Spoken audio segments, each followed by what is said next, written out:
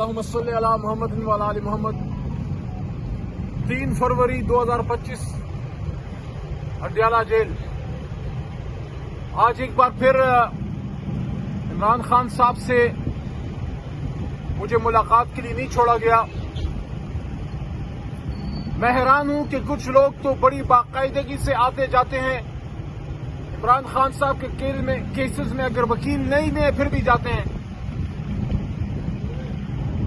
ہو سکتا ہے کہ ایسا گناہ ہم سے سرزد ہو گیا ہو جس کی وجہ سے اب عمران خان صاحب سے ہمیں ملنے نہیں دیا جا رہا۔ تو اگر وہ گناہ حق اور سچ پہ کھڑا ہونا اور سچی بات کرنا ہے تو یہ تو گناہ نہیں ہے، ثواب کا کام ہے، اور یہ کام ہم ہمیشہ کرتے رہیں گے۔ چاہے آپ عمران خان صاحب سے مجھے ملنے دیں یا نہ دیں، اڈیالہ جیل تک آنے سے تو آپ نہیں روک سکتے، وہ میں آتا رہوں گا، اور انشاءاللہ جلد خان صاحب سے ملاقات بھی ہو جائے گی۔ اہم ڈیٹ آ رہی ہے 8 فروری، اور عمران خان صاحب کے حوالے سے یہ کہہ دوں کہ خان صاحب کو 8 فروری کی اس تاریخ کی اہمیت کی بڑی فکر ہے کہ یہ وہ دن ہے جس دن پچھلے سال قوم کا مینڈیٹ چرایا گیا۔ ظلم عظیم ہے۔ لوگ یہ سمجھتے ہیں جیسے کہ خدا نخواستہ یہ عمران خان کی کوئی اپنی ذاتی سیاسی لڑائی ہے۔ میں ان لوگوں کو یہ کہنا چاہتا ہوں کہ یہ عمران خان کی ذاتی لڑائی نہیں، یہ پاکستانی قوم کے حق میں ڈاکہ ڈالا گیا۔ یا تو اب ملک کو امیریت کے حوالے کر دے پورا کا پورا، ویسے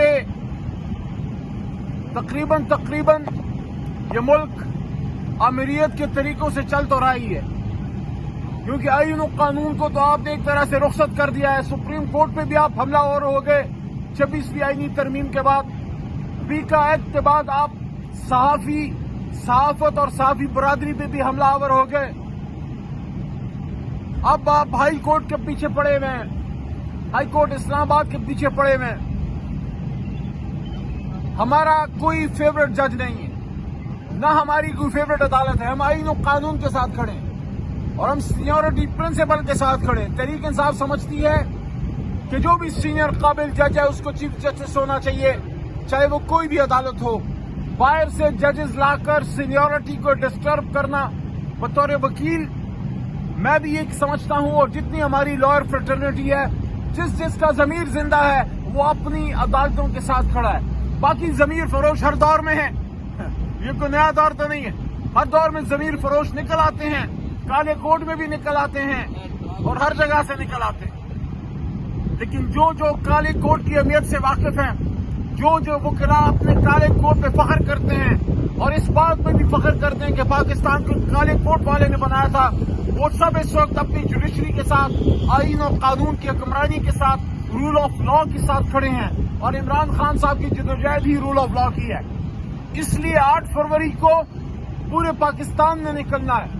سوابی میں جلسہ رکھا ہے خان صاحب نے، باقی جہاں جو لوگ جنہیں جلسے میں نہیں آنا، ساؤتھ پنجاب میں یا سندھ میں، جدھر بھی آپ ہیں، اگر آپ کے حلقے میں ڈاکہ پڑا ہے، آپ کا حق ہے، آپ کا فرض ہے کہ آپ ایک پرامن طریقے سے اپنے پریس کلبز میں جا کے، چاہے آپ کراچی میں ہیں، حیدرآباد میں ہیں، جہاں بھی ہیں، بلوچستان میں ہیں، اگر آپ سمجھتے ہیں کہ آپ کا مینڈیٹ چرایا گیا ہے تو پھر آپ نے خاموش نہیں بیٹھنا، آپ نے پھر پرامن طور پہ احتجاج کرنا، یہ آپ کا آئینی قانونی حق ہے۔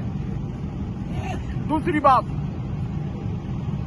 یہ جو عمران خان صاحب کو آپ نے اندر رکھا ہوا ہے، یہ جو آپ ظلم کر رہے ہیں، آپ کیا سمجھتے ہیں آپ سے جواب نہیں لیا جائے گا؟ آپ اپنے ملک میں تو آپ نے ظلم کے پہاڑ توڑے ہیں، لیکن آپ نے دیکھا نہیں ہے پوری دنیا میں کس طرح پاکستانی نکل رہے ہیں، کس طرح وہ اظہار یکجہتی کر رہے ہیں ہماری اس تحریک کے ساتھ۔ انشاءاللہ ہم پر امید ہیں کہ عمران خان صاحب واپس نکلیں گے، ہمارے ورکرز کے ساتھ جو زیادتی ہوئی ہے اس کا مداوع ہوگا۔ جو 26 نومبر کی رات ہوا اسلام آباد میں، اس پہ جوڈیشل کمیشن اگر ہم مانگتے ہیں تو یہ تو ذمہ داری ہم سے زیادہ میاں شہباز شریف صاحب کی بنتی ہے۔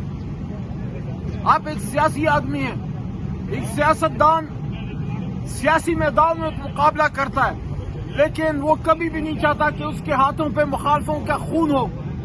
تو اگر آپ کا اس میں ہاتھ نہیں ہے شہباز شریف صاحب، تو پارلیمنٹ کے فلور پہ بھی میں کہتا ہوں، پارلیمنٹ کے باہر بھی میں نے بارہا کہا، میڈیا پہ بھی کہا، اور آج اڈیالہ جیل کے باہر بھی کہہ رہا ہوں کہ ہم نہیں، عمران خان نہیں، تحریک انصاف نہیں، شہباز شریف صاحب آپ کو یہ فیصلہ کرنا ہوگا، آپ کو کرنا چاہیے کہ اگر آپ بے گناہ ہیں اور آپ کا ہاتھ 26 نومبر کی رات جو لوگ شہید ہوئے ان کے خون سے رنگین نہیں ہے، تو پھر آپ کو خود جوڈیشل کمیشن بنانا چاہیے. آپ کو خود یہ کہنا چاہیے کہ جس بھی فورم سے آپ نے تحقیقات کرانی ہے، میں بطور وزیر اعظم پاکستان اس کا اعلان کرتا ہوں، کیونکہ میں سیاسی آدمی ہوں، میں لوگوں کو مارتا مورتا نہیں. لیکن اگر آپ جوڈیشل کمیشن سے بھاگیں گے، آپ تحقیقات سے بھاگیں گے، تو پھر قوم یہ سوچنے پہ مجبور ہو جائے گی کہ یہ جو 26 نومبر کی رات ہوا اس میں پھر آپ کا ہی ہاتھ تھا. تو عمران خان صاحب نے، ہماری مذاکراتی کمیٹی نے، تحریک انصاف نے مذاکرات میں جو جوڈیشل کمیشن کی بات کی ہے 26 نومبر کی اور 9 مئی کی، وہ اسی لیے ہے کہ یہ چیزیں صاف ہو جائیں، قوم کے سامنے سچ آ جائے. کیونکہ اس وقت قوم پریشان بھی ہے، مایوسی کا بھی شکار ہے، اور تاریخ میں پہلی بار قوم میں اور اداروں میں جو فاصلہ نظر آ رہا ہے، جو لوگ ناراض ہیں، جو ایک بہت بڑا گیپ پیدا ہو گیا ہے، ملک کے لیے بہتر نہیں ہے. ملک کو ہر طرح کی دہشت گردی کا سامنا ہے. یہ جو ابھی 2 دن پہلے بلوچستان میں ہوا، جو ہمارے جوان شہید ہوئے، ہمارا دل سب کا اس پہ دکھی ہے. یہ جنازہ صرف اس کا نہیں اٹھا جس کے گھر اس جوان کی شہادت گئی ہے، وہ ہر پاکستانی کے گھر سے یہ جنازہ اٹھا ہے، کیونکہ ہمارے دل پاکستان کی حفاظت کرنے والے جو بھی پاکستان کے لیے جان دیتا ہے، ہم سمجھتے ہیں کہ ہم سب نے ان کے ساتھ کھڑا ہونا ہے. تو ان چیزوں کو ٹھیک کرنے کے لیے اداروں اور عوام کے بیچ میں فاصلہ نہیں ہونا چاہیے، اور وہ فاصلہ ایک آدمی ختم کر سکتا ہے، وہ ہے عمران خان. کہ وہ جیل سے نکل کے جب ایک بیان دے گا تو یہ فاصلے، یہ تلخیاں، یہ دوریاں ختم ہو جائیں گی. اور یاد رکھیے جنگیں فوجیں نہیں لڑتی، جنگیں قومیں لڑتی ہیں.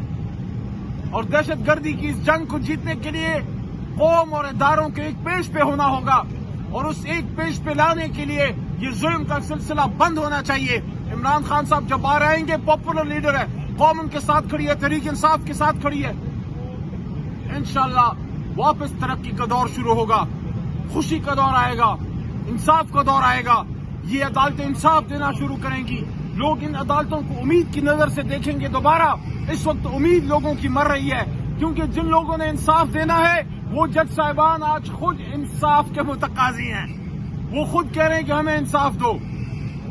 تو اڈیالہ جیل سے آج کے لیے سب سے اہم بات جو مجھے لگتی ہے وہ یہ ہے کہ 8 فروری کا دن قوم کے لیے اہم اس لیے ہے کہ اس دن قوم نے ایک فیصلہ کیا اور ظالموں نے اس فیصلے کے اوپر فارم 47 کی روشنائی ڈال دی اور ایک اندھیر مچا دی، اور پاکستان کے قوم سے ان کی آنکھوں کی امید چرائی، مینڈیٹ پہ ڈاکہ ڈالا، اور پاکستان کو ان لوگوں کے حوالے کر دیا جو پچھلے 40 سال سے پاکستان کو تباہ و برباد کر رہے ہیں. اسٹیل مل کی حالت دیکھیں، پاکستان انٹرنیشنل ایئر لائن کی حالت دیکھیں، پاکستان ریلوے کی حالت دیکھیں، پاکستان پوسٹ کی حالت دیکھیں، پاکستان کے اداروں کی حالت دیکھیں، اینٹی کرپشن کی اداروں کی حالت دیکھیں، نیب کو دیکھیں، FBI کو دیکھیں. کون سا ادارہ ہے جن لوگوں نے چھوڑا ہے؟ ہر ادارے کو تباہ برباد کر دیا ہے. تو اگر عمران خان کے ہاتھ سے مینڈیٹ چرایا گیا اور ان لوگوں کے ہاتھ میں دے دیا گیا جو سن 85 کے بعد پاکستان کو تباہ برباد کر رہے ہیں، اس سے زیادہ ملک کے ساتھ دشمنی تو ہو ہی نہیں سکتی کہ آپ پاکستان کو ان لوگوں کے حوالے کر دیں جو پاکستان کو تباہ کرنے کے باعث ہیں. آپ سب کا بہت شکریہ.